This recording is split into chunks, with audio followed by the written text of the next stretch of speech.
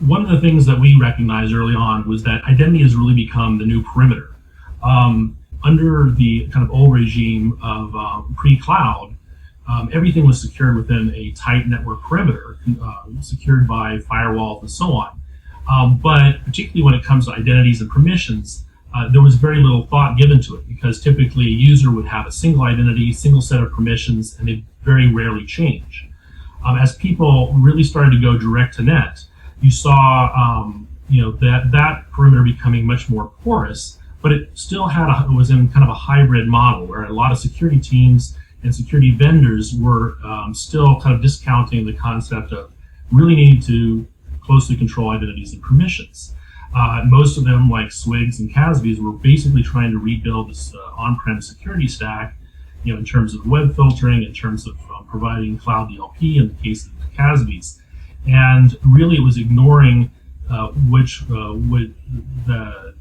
identities and privileges that had really become the linchpin of securing all of your cloud assets. The real challenge comes in the fact that with all these services existing outside of that network perimeter, outside of your SSO, you have every individual user has multiple privileges, multiple identities, and multiple types of activities within each of these cloud services that need to be managed and controlled.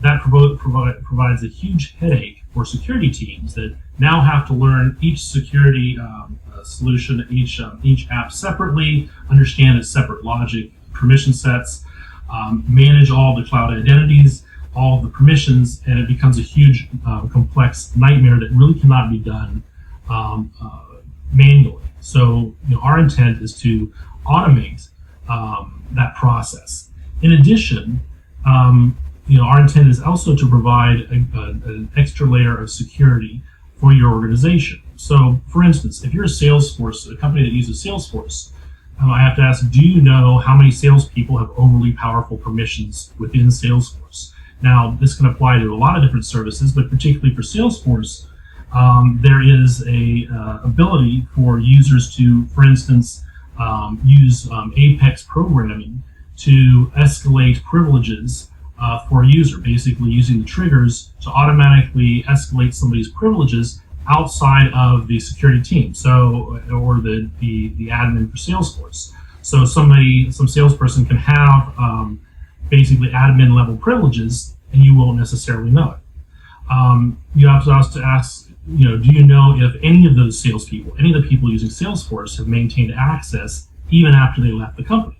Our research has shown that not just Salesforce, but many cloud services, a majority of identities are left to go stale and sit there and provide sort of a broader attack surface for your organization, unless you go through and manually eliminate them.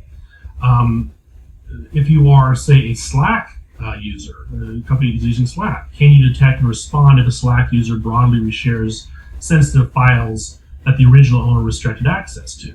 This is, again, applies to a lot of services where sharing of sensitive files and so on can get out of control, particularly for Slack.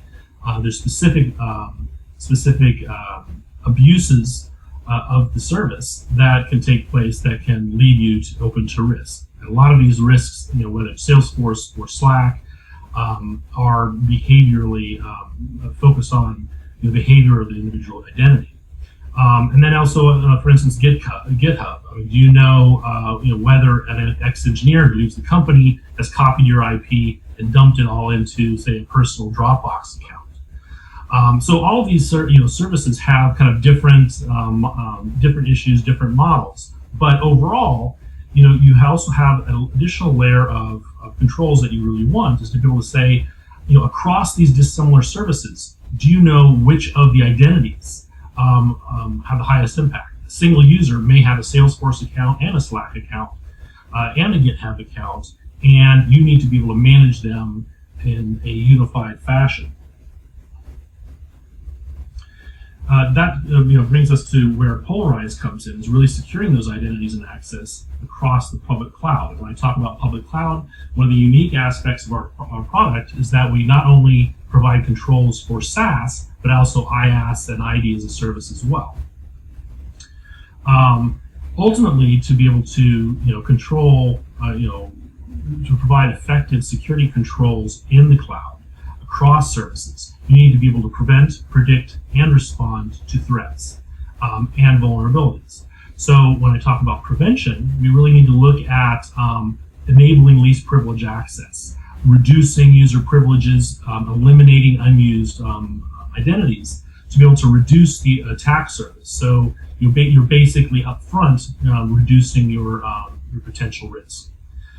Prediction, I mean, this is something that's particularly unique to us, is that to be able to zero in on your key actors, it's not enough to be like a CASB that can understand through people's past behavior or an identity's past behavior who is providing the most risk. You also have to understand what types of assets that person has access to, what kind of permissions they have, and really be able to correlate their activity with their permissions, with, again, the data that they have access to be able to have a comprehensive view of that individual user and their identities and permissions. And then, of course, you need to be able to detect and respond to threats once they occur.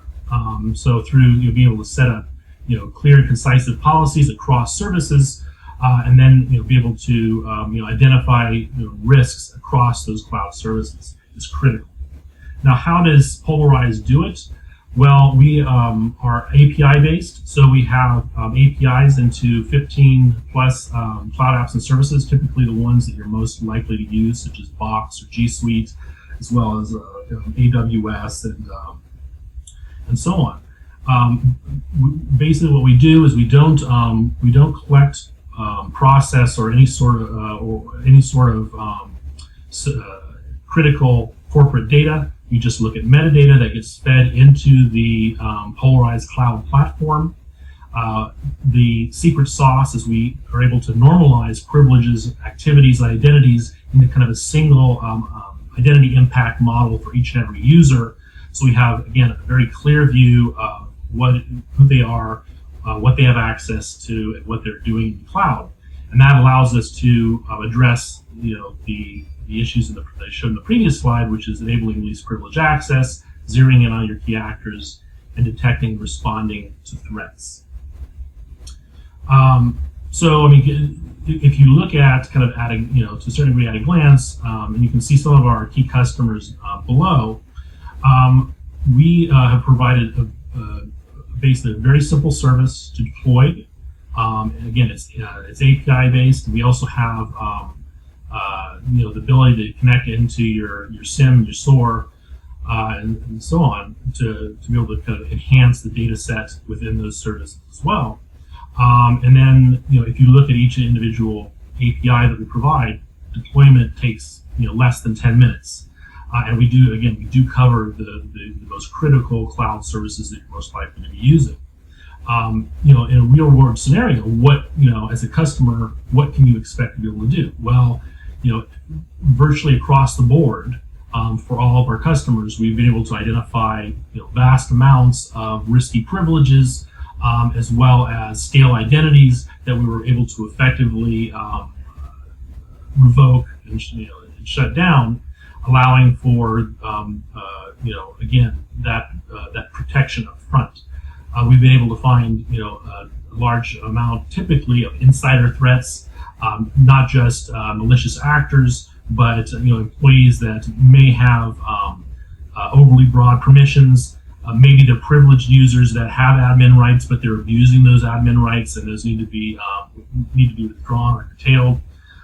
We've also able to provide through initial scan of their services quite a bit of insights for red teams that are looking at potentially hardening their cloud their cloud services.